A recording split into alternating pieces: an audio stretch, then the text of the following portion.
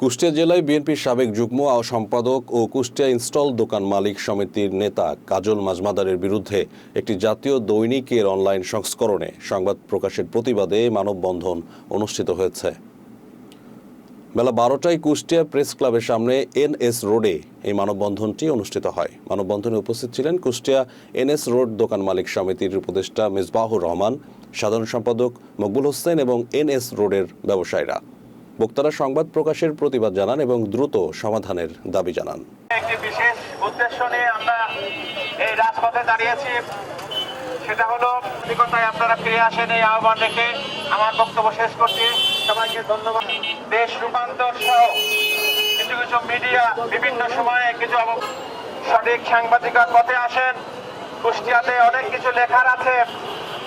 কুষ্টিয়া মানুষের গর্ব কাজল মাজমাদার, যিনি একাধারে একজন রাজনীতিবিদ। প্রতিবাদ জানাচ্ছি আজকের এই সমাবেশ থেকে এবং আমরা বলতে চাই সেই সব প্রপাগান্ডা এভাবে লিখেছে।